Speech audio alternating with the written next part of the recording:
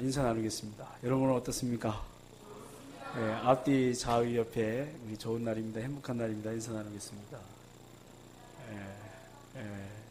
참 좋은 날입니다. 이제 가을 선선한데 여러 가지로 가고 싶은 곳도 많고 또 할 일도 많은 이때지만 예배 자리에 나와서 이렇게 예배 드리신 여러분들 주님의 이름으로 축복합니다. 하나님의 은혜가, 하나님의 만지심이 여러분 가운데 충만하기를 주님의 이름으로 축복합니다.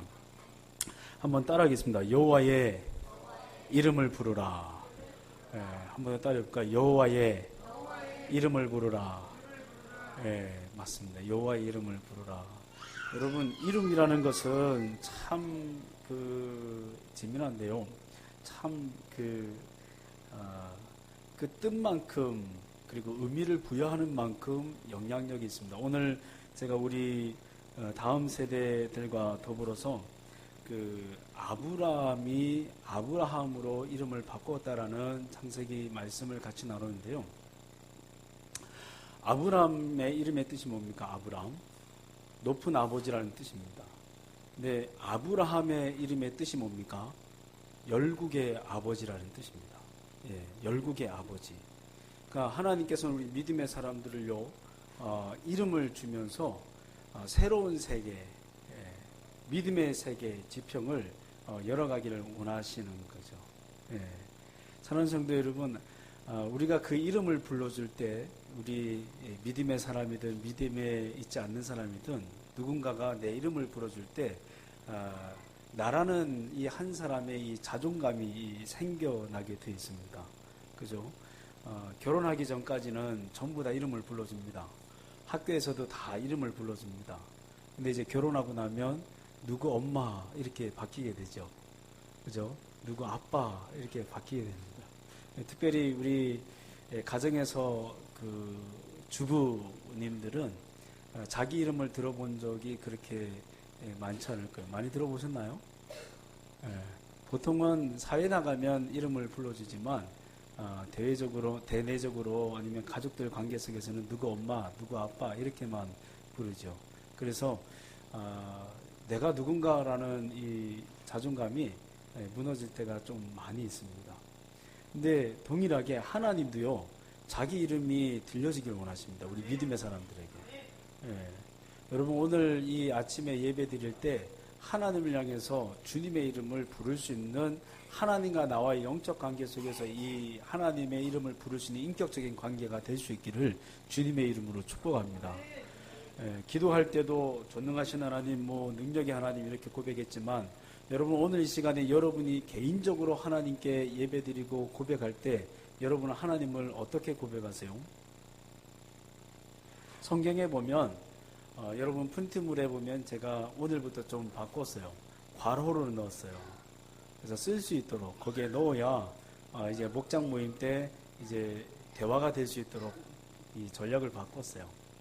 여기에 보면 최초로 여호와의 이름을 부른 사람이 있습니다. 그 사람이 누구냐면 에노스입니다. 에노스입니다.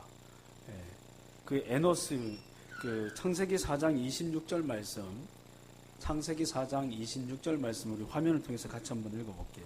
있습니다. 시작. 셋도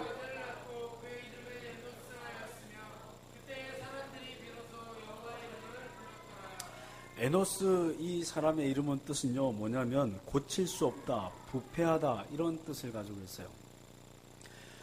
에노스는요, 우리가 잘 알고 있는 가인과 아벨, 그리고 그 다음에 셋째 아들이 뭐냐면 셋입니다. 셋. 그죠? 이 셋의 자손이 바로 에노스입니다. 에노스. 근데 이 이름의 뜻은 뭐냐면 고칠 수 없다, 부패하다 이런 말이에요. 고칠 수 없다, 부패하다.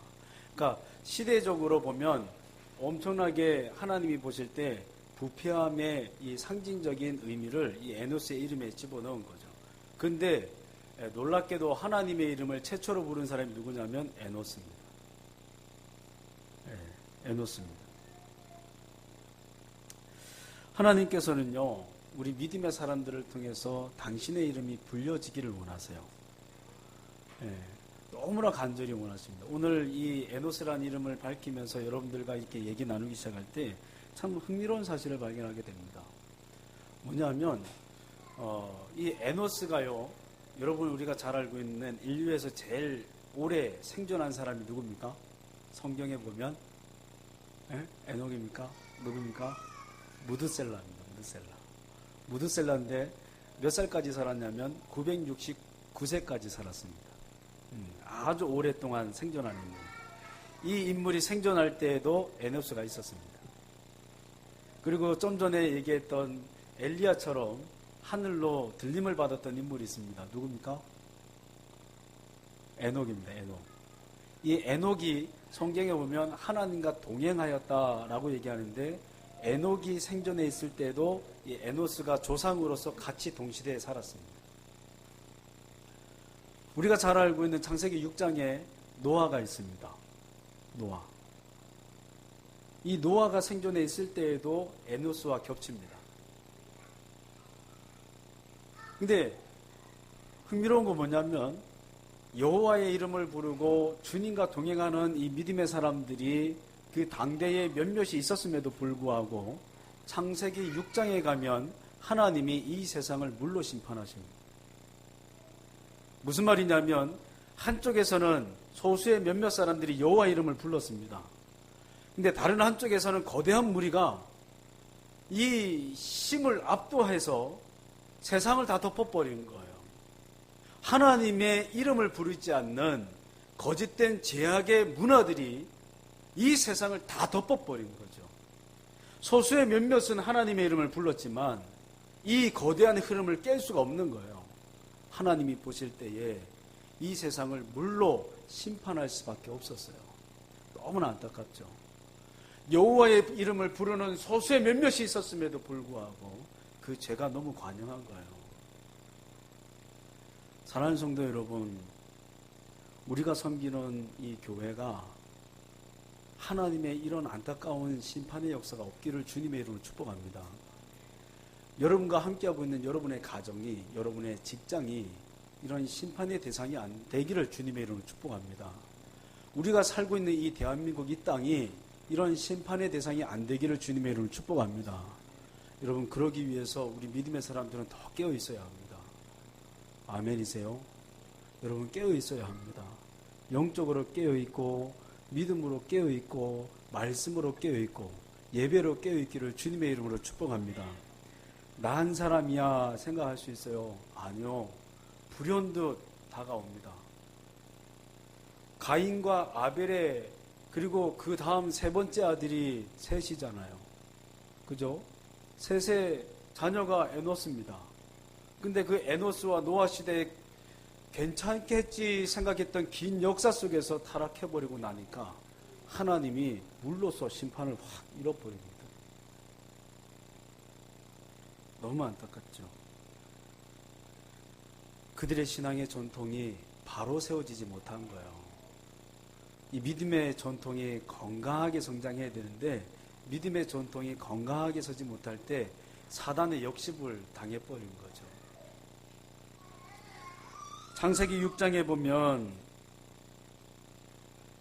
하나님의 아들들이라는 6장 2절의 말씀이 있어요. 우리 창세기 6장 2절을 한번 읽어보겠습니다. 시작. 하나님의 아들들이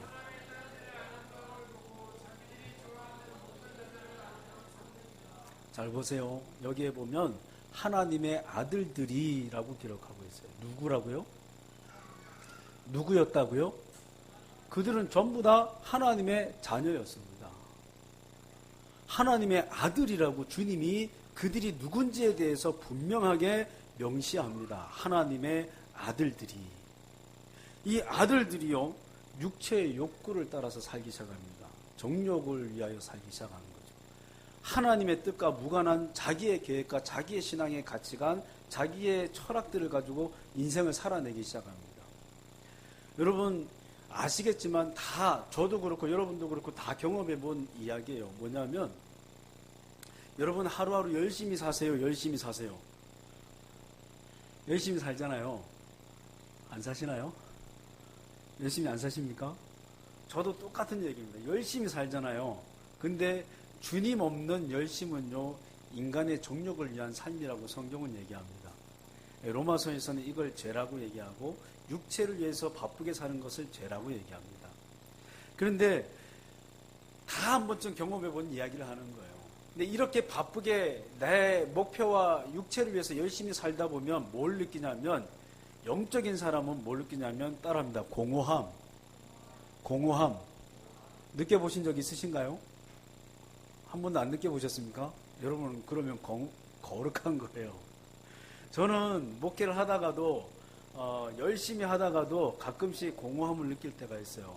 그때 제가 깨닫는 게 뭐냐면, 내가 주님 없이 달렸구나. 빨리 제가 캐치하고 주님과 함께 하려고 기도의 자리로 나가고 믿음의 자리를 회복하려고 노력을 많이 합니다. 근데 육체를 위해서 주님 없이 일하다 보면 내 안에 뭐가 깃드냐면 공허함이 막 들어와요. 근데 이때 깨닫지 못한 사람은 어떻게 하냐면 이 공허함을 채우기 위해서 어떻게 해요? 더 열심히 인간적으로 삽니다. 더 열심히 책임감 있게 살려고 노력합니다. 그런데 이상하죠?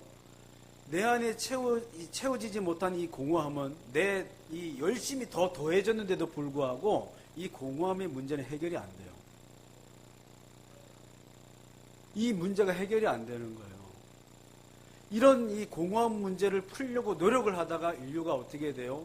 죄와 더 친근해지기 시작하고 하나님의 심판의 자리까지 나아가게 된 거예요. 성경은 6장에 보면, 창세기 6장에 보면 이들의 이 죄의 타락상에 제일 표면적으로 드러나는 게 뭐냐면 성적 타락을 놓고 있어요. 성적으로 타락하게 된 거예요.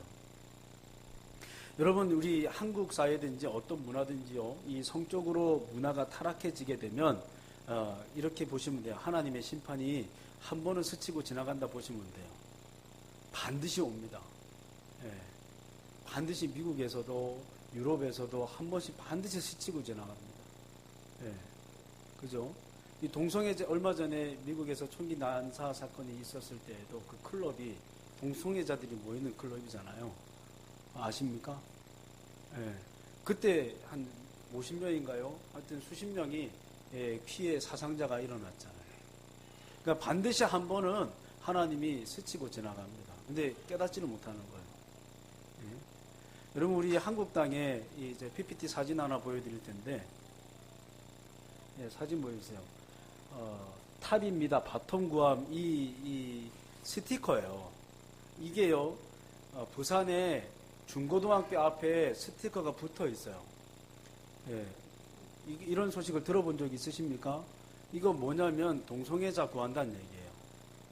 10대들이요, 여기에 지금 전화를 해가지고 그렇게 남자가 남자를 이렇게 구할 때 거기에 빠져들어가지고 그런 삶의 현장이 지금 노출이 돼 있어요. 여러분 알아야 됩니다. 지금 이런 와중에 서울시에서도 참 기가 막히죠. 동성애 축제를 허용을 하고 이런 문화들이 지금 막 창궐해 가는 거예요. 우리나라가 70년대, 80년대 복음의 문화가 확 꽃피었었는데 지금요 완전히 그 반전을 해가지고 이 동성애 문제와 성적의 타락의 문제들이요 갑자기 표면 위로 수면 위로 확 올라오기 시작을 했습니다. 여러분, 믿음의 사람들이 깨어 있어야 합니다. 지금 우리 믿음의 사람들이 영적으로 깨어 있고 우리 다음 세대들을 위해서 중보기도 하지 않으면 미래를 준비하지 않잖아요. 하는 사이에 한 세대, 두 세대, 세 세대 흘러가고 나면 우리의 다음 세대가 갈 길을 잃어버리는 거예요. 이건 성경의 역사가 우리들에게 증명하고 있는 것입니다. 내가 품었던, 10달 동안 품었던 내 자식들이, 내가 눈물과 피땀을 흘렸던 내 자식들이 이런 환경의 문화에 노출이 되어 있어요. 요즘 이제 우리가 드라마를 보게 되면 이혼하는 거 별것 아닌 것처럼 보여요. 맞죠? 아이들도 이런 건 상식으로 생각해버리는 시대가 왔어요. 여러분과 우리가 제대로 살지 않으면 우리 아이들이 이 문화 속에서 문제의식을 갖지 않고 문제를 제기하지 않고 살아가는 시대가 와요.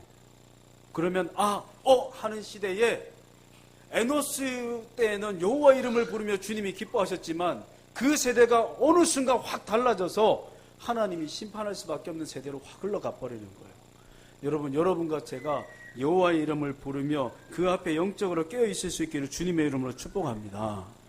아멘이세요? 노아의 시대에 하나님의 이런 심판이 일어났습니다. 40일 밤낮으로 비가 확 내렸어요. 예? 150일 동안 지구상의 모든 이 산이나 어떤 지역 전부 다 이 물로 가득 다 찼습니다. 그리고 노아와 그 가족들은요 1년 동안 방주 안에 있어야 했습니다. 긴 시간입니다.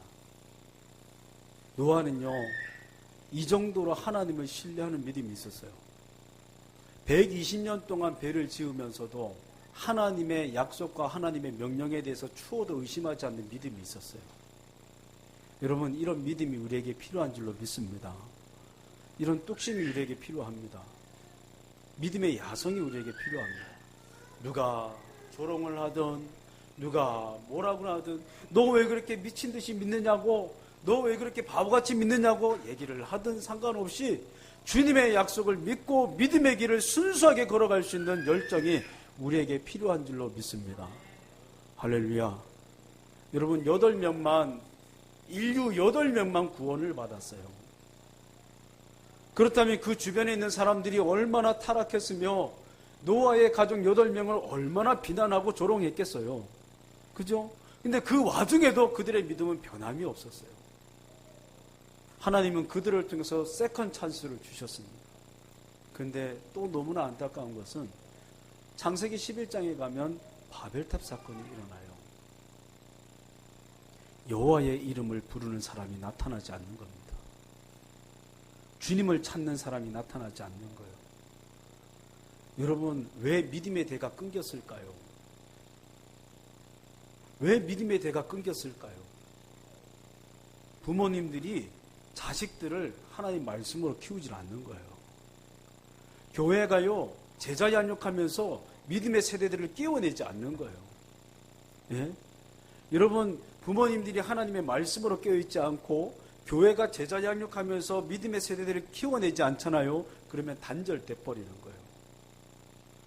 여러분 부모님들이 우리 교회가 말씀으로 우리 후손들을 키워낼 수 있기를 주님의 이름으로 축복합니다. 제가요 지금 끈질길 만큼 우리 다음 세대 그 말씀 한 주에 한 절 말씀 암송 문화로 정착을 시킬 거예요. 끈질길 정도로 할 겁니다. 이 문화가요 우리 가정까지 끌고 갈 겁니다. 그래서 한 주간에 한 구절 하나님 말씀 암송할 수 있는 그 문화권으로 우리 교회의 문화를 만들어 갈 거예요. 여러분, 결국 우리에게 남는 건 하나님 말씀밖에 없어요. 아멘이십니까? 여러분, 지금 성인이 되셨고 다 이렇게 그 신앙생활 오래 하셨잖아요. 제가 한번 여쭤볼게요. 내가 암송하는 구절이 50절이 넘는다. 성경 구절 50절이 넘는다. 그죠? 내가 암송한, 그죠? 이것쯤이야. 평생, 내가 지금 신앙생활 한 지 한 20년, 30년이 되는데 50절이 말도 안 되는 소리. 109절은 돼야지. 내가 암송한 구절이 109절은 된다. 손 들어보세요. 나를 우습게 여기는구나. 내가 지금 믿음 생활한 지가 수십 년이 되는데 109절이 무슨 말이냐? 한 209절 이상이 된다. 109절에서 손 한 명 드셨어요. 예? 왜 놀라세요? 109절 약과다. 수십 년을 지금 내가 믿고 있는데 적어도 1009절은 돼야지. 1009절. 이것이 우리 믿음의 사람의 현 주소입니다. 우리 자녀들에게 말씀을 가르치려고 해도 알고 있는 말씀이 없는 거예요. 암송하고 있는 말씀이 없어서 우리 자녀들에게 말씀으로 그 길을 가이드해 줄 수 있는 내 내적인 영향력이, 능력이 우리에게 없는 거예요. 안 됩니다. 여러분, 우리가 우리의 자녀들을 말씀으로 키우고 우리의 자녀들을 말씀으로 암송시키면 여러분 10년 뒤에, 20년 뒤에, 30년 뒤에 이 중에서 민족의 리더가 나올 줄로 믿습니다. 할렐루야. 첫 시작을 거창하게 하지 않습니다. 여러분, 한 주에 한 구절씩, 이것이 10년의 전통이 세워지면 몇 구절 되는 줄 아세요? 10년 되면 529절 됩니다. 여러분이 수십 년 동안 이루지 못한 거 우리 교회만 다니면 여러분 10년 동안 그냥 529절 외울 수 있습니다. 할렐루야. 제가요 지난주에 주일학교 아이들에게 성경 암송하자 얘기해놓고 제가 안 해온 거예요. 오늘 아침에 설교 준비 마무리하다가 아침에 가가지고 후다닥 외워버렸잖아요. 어떻게 해서든지 외우는 거예요. 예? 여러분 따라하겠습니다. 말씀을 암송하자. 한 번 더 따라할까요? 말씀을 암송하자. 여러분 말씀 암송하는 훈련이 되기를 주님의 이름으로 축복합니다. 옆에 있는 분에게 진실로 얘기해 주세요. 말씀을 암송합시다. 얘기해 주세요. 예, 다 얘기하셨어요? 자, 마음으로 한번 손들어 보세요. 마음으로 손드세요. 이렇게 손들 필요 없어요. 내가 외우는 구절이 한 10구절은 된다. 마음으로 드세요. 또 내가 외우는 구절이 한 29절은 된다. 제가 목사고시 준비할 때요, 이 전담을 하면서 외웠어요. 근데 이틀 동안 외우니까 59절 외울 수 있더라고요. 전담하면서 새벽부터 저녁까지 일해도 틈틈이 외우고 밤에 또 외우고 이렇게 해도 그냥 집중해서 딱 하면 59절 외울 수 있더라고요. 아닌가 보죠? 저는 좀 익숙한 구절들이니까. 저는 익숙한 구절이니까. 여러분 하나님 말씀을 작정하고 외우면 외울 수 있습니다. 그리고 이 말씀이 암기가 되면 언제 파워가 생기던가요? 기도할 때 파워가 생기고요. 어려운 일을 만나고 혼란스러운 문제를 만나게 됐을 때 말씀이 제게 딱 기준이 되면 그게 영적인 파워가 돼요. 아멘이시죠? 하나님의 말씀을 버리고 말씀의 교육이 사라지는 교육이 단절돼 버리니까 여호와 이름을 부르는 시대가 막이 내려버린 거죠. 어떻게 반응합니까? 바벨탑 사건에서 하나님처럼 되려고 하고 자기의 이름을 내려고 하죠.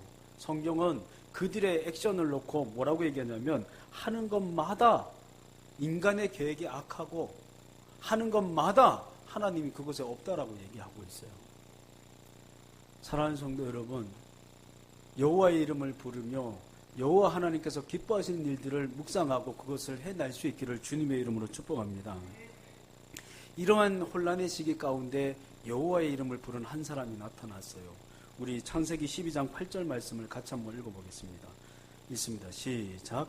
거기서 베델 동쪽 산으로 옮겨 장막을 치니 서쪽은 베델이요 동쪽은 아이라.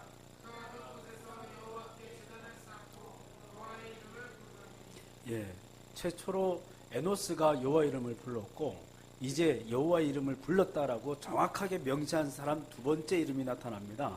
누구냐면 아브람입니다. 아브람.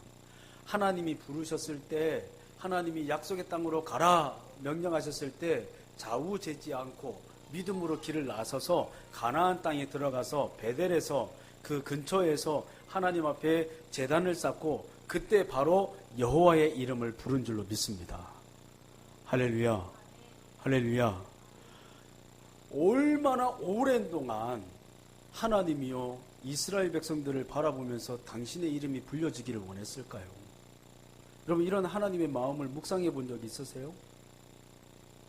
우리의 인생 전체의 여정 속에서요 하나님은요 여러분을 통해서 그 이름이 불려지기를 원하세요.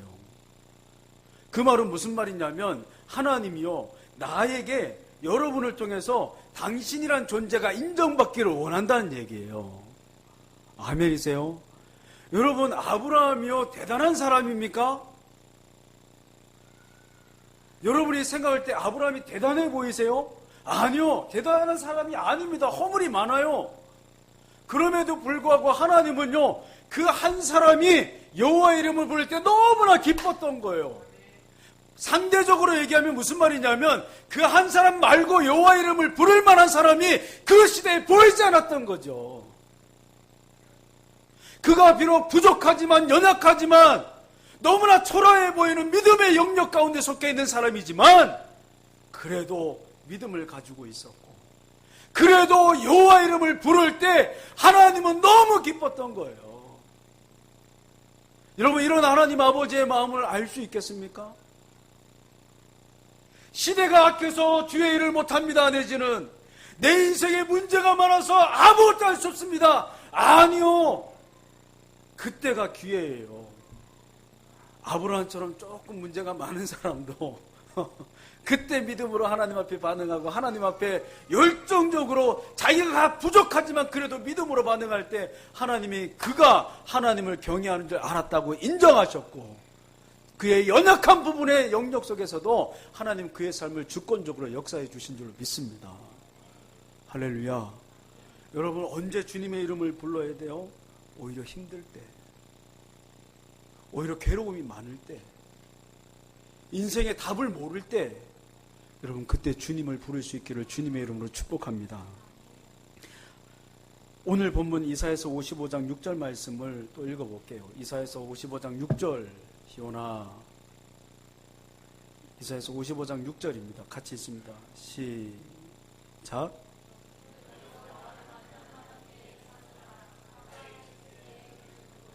예, 한 번 더 읽어볼까요? 시작. 너희는 만날 만할 때 찾으라. 가까이에 계실 때 그를 부르라. 이 말씀은요, 바벨론 포로기가 끝나고 이제 너희들에게 새로운 약속을 하겠다, 회복을 이루겠다라는 하나님의 약속의 선포의 말씀이에요.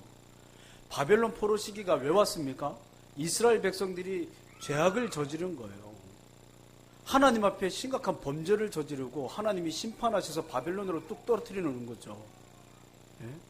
예루살렘 성이 다 불탔습니다. 저는 이런 얘기를 할 때마다 되게 안타까워요. 뭐냐면 하나님이 우리 믿음의 사람들에게 원하시는 것은 다른 것 아니거든요. 마음이에요, 마음. 아멘이세요? 아멘이세요? 하나님 우리 믿음의 사람에게 원하는 건 마음이거든요. 이 마음으로 하나님의 마음을 감동시키면 되는데 이 마음으로 감동시키는 사람이 없으니까 나라가 심판이다라는 거예요. 이 심판을 당하고 난 다음에 하나님께서 뭐라고 말합니까? 다시 언약을 선포하면서 회복시키겠다라고 얘기하는 거예요. 무슨 말이냐면 내가 나 자신을 볼 때 너무나 부족한 게 많은 거예요. 내가 나 자신을 볼 때 죄를 너무 많이 지은 거죠. 내가 내 자신을 볼 때 하나님을 향해 나아가야 되는데 하나님께 내세울 게 아무것도 없고 내가 하나님께 나아가야 되는데 죄가 너무 많은 거죠. 근데 그때 주님이 우리에게 말씀하시는 게 무슨 말이냐면 그때가 주님을 만날 만할 때라는 거예요. 아멘이십니까? 그때가 주님을 만날 만할 때고 그때가 주님을 부를 때라고 주님 말씀하시는 거죠. 아멘이세요? 난 여전히 부족합니다 라고 얘기하는 사람이 있을지 모르겠어요. 나는 안 돼요. 힘든 게 너무 많고 불가능한 요건들이 너무 많아요 라고 얘기하는 사람이 너무 많은지 모르겠어요. 그리고 그것을 만날 때마다 고백하는 사람이 있을지도 모르겠어요. 이사야서 55장 11절 말씀입니다. 이사야서 55장 11절 말씀 같이 읽겠습니다. 시작. 내 입에서 나가는 말도 이와 같이 헛되이 내게로 돌아오지 아니하고 나의 기뻐하는 뜻을 이루며 내가 보낸 일에 형통함이니라. 무슨 말이세요? 하나님이 내뱉었으면 반드시 돌아온다는 거예요. 이루겠다는 말씀이에요. 아멘이십니까? 아멘이세요? 헛되이 내게로 돌아오지 않는다는 말은 하나님 반드시 이루겠다는 얘기예요. 하나님이 우리에게 약속하셨으면 지금이 만날 만한 때고 그때가 부를 때라고 말씀하셨으면 그때 만나기로 결정하고 그때 주님을 부르면 하나님께서 회복을 주시는 거예요. 아멘이십니까? 아멘이십니까? 여러분, 여러분을 통해서 주님의 이름이 불려지기를 주님의 이름으로 축복합니다. 진심으로 축복합니다. 여러분을 통해서 여러분의 공동체와 가정과 교회가 회복될 수 있기를 주님의 이름으로 축복합니다. 다른 많은 것이 필요한 게 아니라 주님의 이름을 부르며 그 약속을 믿고 믿음으로 반응할 수 있는 사람이 필요한 거예요. 아멘이세요? 하나님의 이름을 부르는 자에게 창세기 말씀을 통해서 세 가지 여러분에게 말씀할 게 있는데 첫째가 뭐냐면 따라합시다. 철저한 보호. 여호와의 이름을 부르는 사람에게는요 하나님께서 철저한 보호를 이루어 주십니다. 창세기 12장 17절 말씀 우리 같이 한번 읽어볼게요. 창세기 12장 17절입니다.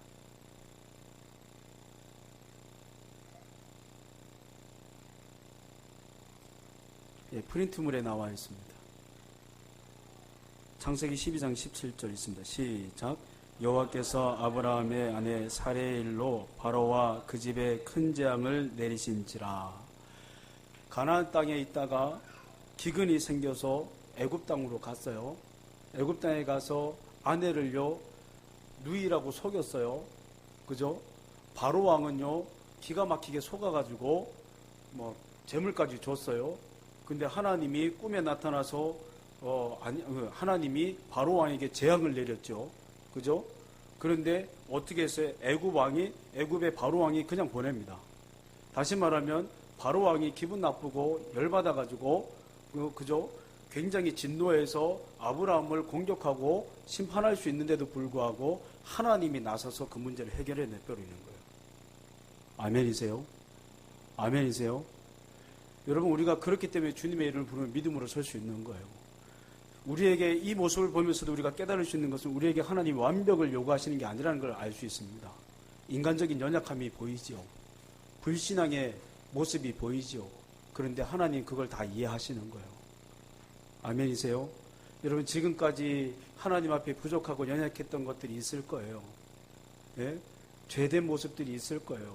여러분, 오늘부터 회개하고 연약한 거 있다면 회개할 거 회개하고 돌이킬 거 돌이키시고 하나님의 이름을 부르며 다시 한번 믿음으로 결단하고 설 수 있기를 주님의 이름으로 축복합니다. 하나님이 또 덮어주실 줄로 믿습니다. 창세기 14장 16절 말씀 또 읽겠습니다. 14장 16절 시작. 모든 빼앗겼던 재물과 자기 조카 롯과 그의 재물과 또 부녀와 친척을 다 그 창세기 14장에 보면 조카 롯이 주변의 4개의 왕들과 그리고 소돔과 고모라 성을 포함한 5개의 왕들과 전쟁을 펼치는데 4개의 왕이 싸워서 이깁니다. 그리고 롯은요 져서 포로로 잡혀가고 재물도 다 빼앗깁니다. 근데 이때요 아브라함이요 4개의 왕들과 이 나라들과 싸우는데요 몇 명을 데리고 가냐면 380명 데려갑니다. 380명 데리고 가가지고 그 4개의 왕들과 전쟁을 펼치는데 하나님이 승리케 하는 거예요. 할렐루야. 할렐루야. 여러분, 이거 굉장히 중요한 얘기입니다. 아까 우리 그 이성철 집사님이 기도하실 때 믿음의 사람은 반드시 이긴다는 얘기를 했는데 이건 제 요한일서 5장 4절 말씀은 제 인생의 철학의 말씀이거든요. 믿음의 사람은 반드시 이겨요. 할렐루야. 할렐루야. 조금 어렵다고 낙담하고 조금 문제 있다고 기죽고 이건 믿음이 아닙니다.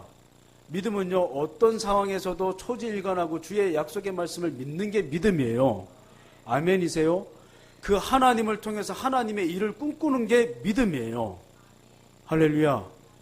할렐루야. 저는 이런 확신이 머리부터 발끝까지 여러분의 인생을 주관할 수 있기를 축복합니다. 할렐루야. 이 믿음이 아브라함에게 있었거든요. 380명 데려가서 4개의 민족과 싸웠어요. 하나님이 이기게 하신 줄로 믿습니다. 여호와의 이름을 부르는 사람은요 하나님이 철저하게 보호하십니다. 아멘이세요? 두 번째는 뭐냐면 불을 허락하십니다. 하나님 불을 허락하세요. 물론 하나님께서 소돔과 고모라 상 이전에 뭐 놀라운 축복도 주셨고 그죠? 이렇게 은혜도 주셨어요. 근데 그 기근이 일어서 가나안 땅으로 넘어갔을 때 그 바로 왕이요 누이를 선물로 받잖아요. 예? 그러니까 너무 기분이 좋아서 짐승들 비롯한 이 그 살해를 해요. 예? 그런데 속았잖아요. 바로 왕이 속았으면 너 어떻게 그럴 수 있냐 하고 그 준 거 뺏어가야 되잖아요. 그죠? 근데 성경에 보면 뺏어간 얘기가 없어요. 그것까지 고스란히 들고 다시 가나안 땅으로 가요. 할렐루야. 할렐루야. 여러분, 믿음의 사람은요 하나님이 함께 하실 때 부족한 가운데서도 하나님의 복이 임한다는 걸 성경이 보여줘요. 제가 목회를 할 때 보면 제 모습을 보면 그래요. 믿음의 길을 걸어가다 보면 열심히 믿음의 길을 걸어갈 때도 있고 때로는 지칠 때도 있잖아요. 사람이니까 여러 사람 만나야 되고 환경 겪어야 되고 또 여러 가지 고민도 해야 되잖아요. 그죠? 그리고 또 하나 저도 사람이니까 언제나 거룩할 수 있습니까? 저를 그렇게 보시지 않았으면 좋겠습니다. 저는 항상 그렇게 거룩하지는 않거든요. 그러면 죄 같은 떠서 유혹에 빠질 때도 있습니다. 그죠? 그런데 그럼에도 불구하고 제가 항상 감사하는 게 있어요. 그게 뭐냐면 하나님이 선한 길로 인도해 주시는 거예요. 네. 물론 제가 죄악을 끝까지 품으면서 하나님을 멀리하면 하나님 응답을 안 하시겠지만 죄를 품었을 때 빨리 회개하고 돌이키고 주님의 약속을 붙잡고 내 거룩한 영성을 회복하며 주님 앞에 나가기 시작할 때 나는 하나님의 복을 받을 만한 존재가 되지 못하고 하나님의 위로와 격려를 받을 만한 존재가 되지 못하는데 이상하죠. 하나님의 복이 함께 따라오는 거예요. 할렐루야. 아브라함이 이런 복을 누리는 거예요. 비록 부족하지고 연약하고 불신앙의 모습을 보였지만 하나님께서 어떻게 해요? 그 발걸음을 복의 길로 계속 약속대로 이끌어 가시는 거예요. 아멘이세요? 저는 저와 여러분이 이 복을 지금도 누리고 있지만 더 많이 누릴 수 있기를 주님의 이름으로 축복합니다. 여러분도 그렇지 않는가요? 여러분도 항상 거룩하셨던가요? 여러분도 항상 완전하셨던가요? 근데 여러분 복을 받고 있는 걸 느끼지 못하세요? 하나님의 은혜를 경험하지 못하세요? 여러분 죄짓고 부족하고 연약한 거 많이 느꼈지만 또다시 돌이켜서 주님 앞에 십자가 보혈을 붙잡고 나갈 때 하나님 여러분에게 은혜를 안 주시던가요? 주셨잖아요. 그죠? 회복시켜 주셨잖아요. 능력을 주셨잖아요. 말씀도 주셨잖아요. 아멘이십니까? 우리는 다 아브라함처럼 이런 복 가운데 거하고 있는 줄로 믿습니다. 다만 바라기는 더 강력한 하나님의 은혜와 더 능력 있는 하나님의 축복이 여러분 가운데 있기를 주님의 이름으로 축복합니다. 세 번째는 뭐냐면 하나님께서요 약속 가운데로 이끄세요. 계속 아브라함을 약속 가운데로 이끄십니다. 우리 창세기 12장 7절 창세기 12장 7절을 우리 같이 읽어볼게요. 화면을 통해서 읽을 수 있습니다. 시작. 여호와께서 아브라함에게 나타나 이르시되 내가 이 땅을 내 자손에게 주리라 하신지라. 자기에게 나타나신 여호와께 그가 그곳에서 제단을 쌓고 하나님이 처음 부르셨을 때 내가 약속한 땅으로 너를 보낼게 했는데 그 땅이 어디예요? 우리 주일학교는 오늘 했어요. 그 땅이 어디예요? 가나안 땅이에요. 기가 막힙니다. 하나님이 가나안 땅으로 보냈어요. 근데 그 가나안 땅에 기근이 일어나서 어디로 갔어요? 애굽으로 갔어요. 근데 애굽에서 바로 왕의 이 사건을 겪고 난 다음에 다시 돌아간 데가 어디예요? 약속의 땅이에요. 하나님 기가 막히게 다른 땅으로도 갈 수 있는데도 불구하고 다시 약속의 땅으로 옮겨 놓으세요.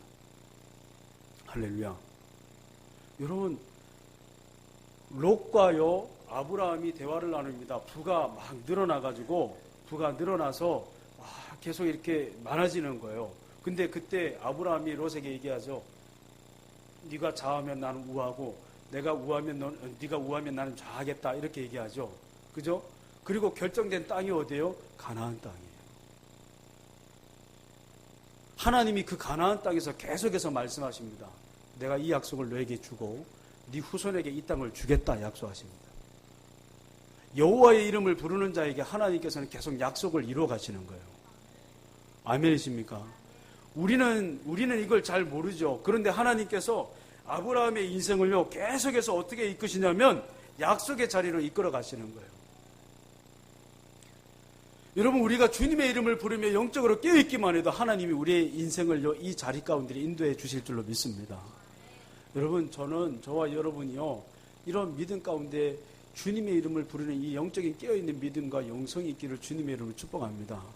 하나님은요 이 약속을 이루길 원하세요. 결국 어떻게 됩니까? 애굽에서 비록 종살이 했지만은 그 이스라엘 백성들이 400년 종살이 했지만은 광야를 돌아서 그 자손들이 어디로 돌아가게 돼요? 가나안 땅으로 돌아가게 돼요. 하나님의 약속의 자리로 그들을 심어 놓으시는 거예요. 하나님은 주님의 이름을 부르고 그 이름 가운데 믿음의 공동체를 이룬 사람들에게 하나님의 약속을 성취하십니다. 아멘이세요? 여러분 주님의 이름을 부를 수 있기를 바랍니다. 때로는 우리가 우리 스스로에게 만족스럽지 못한 때도 있고 죄를 지어서 연약한 모습으로 하나님께 보일 때도 있겠지만은 조금만 용기 내서 주님의 이름을 부르고 주님께 우리의 인생을 맡길 수 있는 용기가 있기를 바랍니다. 하나님은 이러한 사람들에게 하나님의 철저한 보호를 허락하시고 하나님은 이런 사람에게 하나님의 불을 주시고 하나님이 이런 사람들에게 하나님의 약속을 이루어 주실 줄로 믿습니다. 여호와의 이름을 부르며 이 복을 여러분과 제가 누리고 우리 교회가 이 복을 누릴 수 있게 되기를 주님의 이름으로 축복합니다.